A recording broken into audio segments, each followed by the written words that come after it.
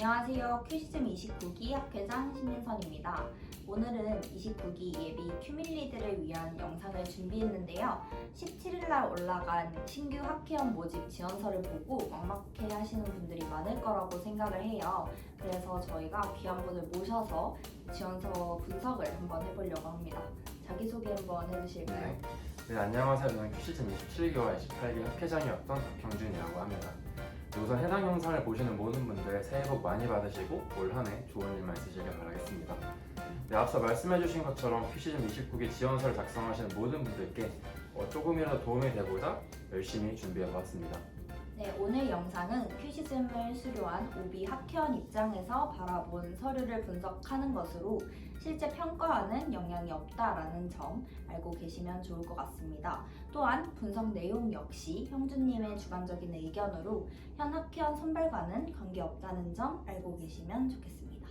네, 여러분 서류 폼을 열자마자 너무 막막하진 않으셨나요?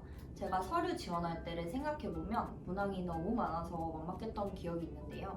그런 여러분을 위해 옆에 계신 형준님이 저희 서류를 분석해 주신다고 하니 다들 집중해 주세요.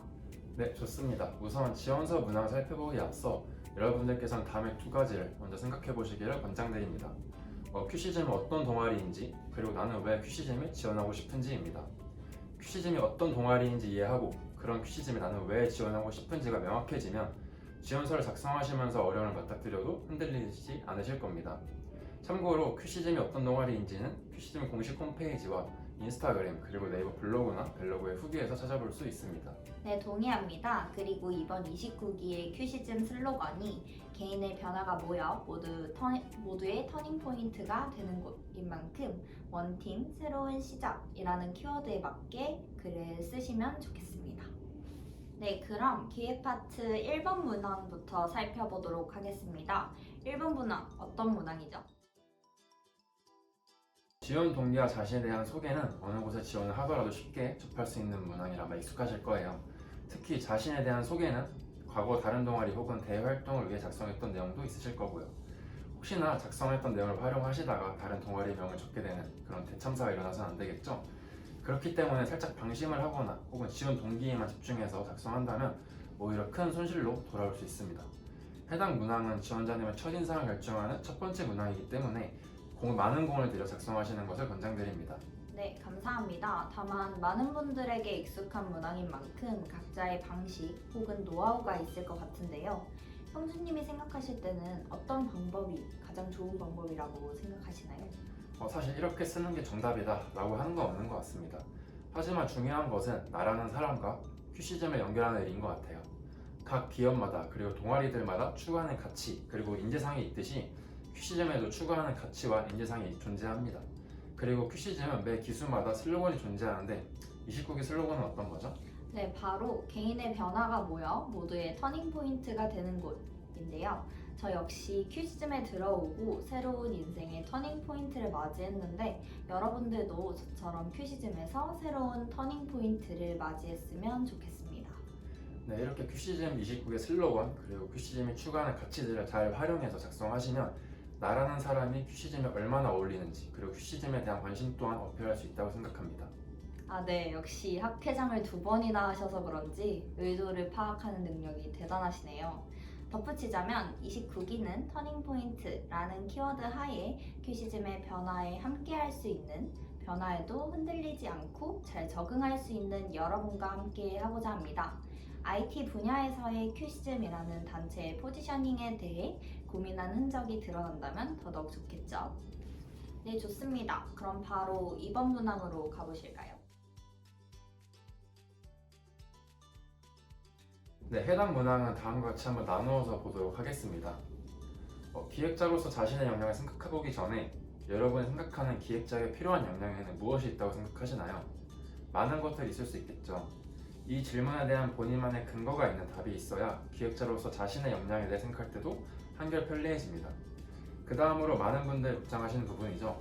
실제로 제가 27기 그리고 28기 학회장을 할 때도 다음과 같은 질문을 정말 많이 받았습니다. 바로 IT 서비스 관련 프로젝트를 진행한 경험이 없으면 어떡하나요? 였습니다. 제가 처음에 기획자로서 자신의 역량을 세팅하는 것이 매우 중요하다고 말씀드렸었습니다.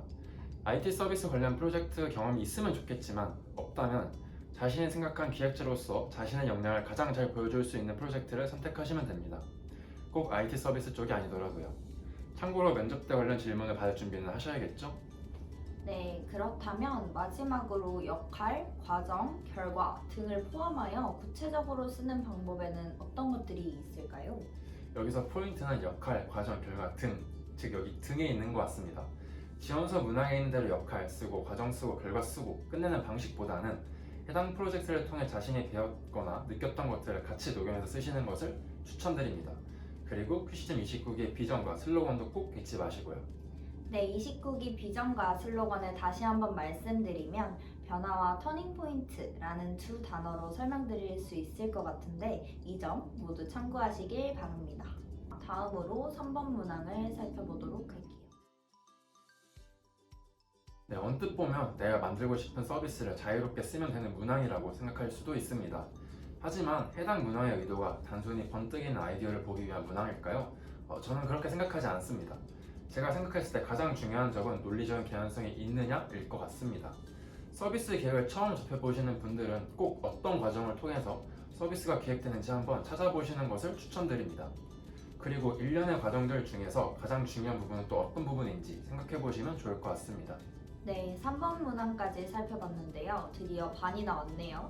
꼭 오늘 영상 참고하셔서 좋은 결과 있으시길 바랄게요. 다시 한번 말씀드리지만 평가와는 무관한 분석 현상이라는 것도 유의 바랍니다. 네, 좋습니다. 그러면 다음으로 협업과 관련된 4번 문항을 살펴보도록 할게요. 네, 이번 기수의 슬로건과 직접적인 연관이 되는 문항인 만큼 중요도가 많이 높아 보이네요. 또한 분량 제한이 없는 것도 눈에 띕니다. 제가 생각했을 때 이 문항에서 가장 중요한 것은 피드백이 불러온 변화일 것 같습니다. 긍정적인 피드백이냐 혹은 부정적인 피드백이냐는 중요하지 않아 보입니다.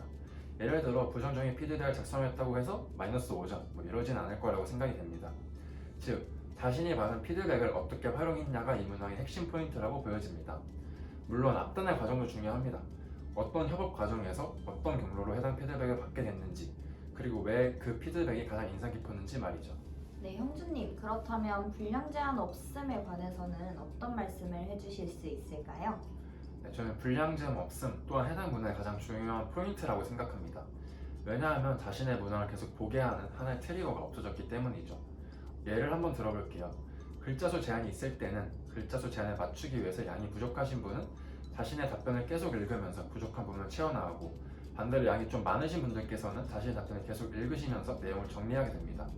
하지만 이제는 글자 수 제한이 없기 때문에 이 부분 또한 스스로 관리하셔야 됩니다. 따라서 스스로 글자 수 제한을 둔 뒤 작성을 하는 것도 하나의 방법이 될 수 있다고 생각합니다. 네, 형주님의 말을 요약해보면 중요한 건 결국 자신의 문항을 계속 점검하는 태도를 잃으면 안 된다라는 것인 것 같은데요. 역시 3기수 하신 분들은 다르군요. 형주님의 꿀팁을 꼭 참고해서 작성하시길 바랄게요. 다음으로 5번 문항을 살펴볼게요. 네, 5번 문항의 경우 선택사항으로 되어 있습니다. 그렇기 때문에 여러분께 선택사항에는 꼭 내셔야 합니다 라고 말씀드리기는 어려울 것 같아요. 혹시 민서님은 제출하셨었나요? 네, 저는 사실 지원 전에는 포트폴리오가 없어서 어떻게 할지 정말 많은 고민을 했었는데요. 많은 고민을 하다가 그래도 조금이라도 있는 게 좋지 않을까 생각해서 링크를 첨부하기는 했는데 형주님은 어떻게 분석하셨나요? 네, 저도 26기 기획기획팀을 지원할 때 제출했었던 기억이 있습니다. 당시 저는 서비스 기획, 경영과 직접적으로 관련된 프로젝트를 한 경험은 없지만 제 스스로 유사하다고 생각되는 프로젝트를 제출했던 기억이 있습니다. 물론 면접 때 질문받을 준비는 해야겠죠. 정리하자면 해당 문항의 경우 가장 큰 장점은 앞선 1번부터 4번 문항들에서 다 보여주지 못한 점을 자유롭게 보여줄 수 있다는 것입니다. 퀴시즌 각 파트마다의 경쟁력이 공개되어 있지는 않지만 기획 파트의 경우 27기와 28기 모두 남겼던 것을 생각해 본다면 많은 경쟁자들 중에 나를 부각시킬 수 있는 하나의 전략이 될 수도 있을 것 같습니다.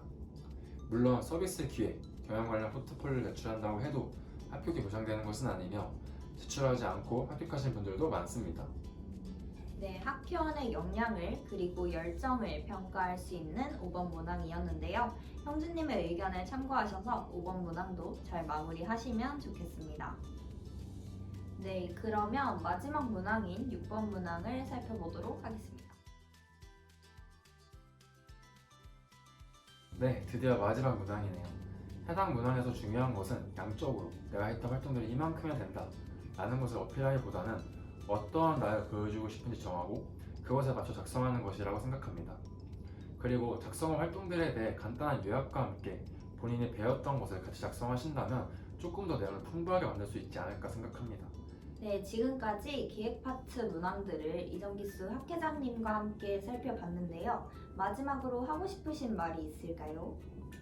네, 고작 동아리 지원서 문항인데 이렇게까지 해야 돼? 라는 의문점을 가지시는 분들도 있으실 것 같아요. 누군가에게는 고작 동아리로만 비춰질 수 있지만 또 다른 누군가에게는 하나의 터닝포인트가 될 수 있는 중요한 시기가 될 수도 있습니다. 저 또한 퀴즈즘이 제 인생의 하나의 터닝포인트가 되었기 때문에 지원을 희망하시는 분들 또한 저와 같은 경험을 꼭 가져가셨으면 좋겠습니다. 마지막으로 앞서 제가 각 문항별로 말씀드렸던 내용은 절대 정답이 아니라는 점 꼭 말씀드립니다. 본인의 이야기를 문항에 맞춰서 본인 스타일로 풀어내는 것이 가장 좋은 지원서이지 않을까 싶습니다. 네, 오늘 이렇게 귀한 시간 내주신 형준님께 너무너무 감사드립니다. 오늘 영상이 29기 예비 큐밀리 여러분께 많은 도움이 되시길 바랍니다. 네, 지금까지 27기, 28기 학회장 박형준 29기 학회장 심민선이었습니다. 감사합니다.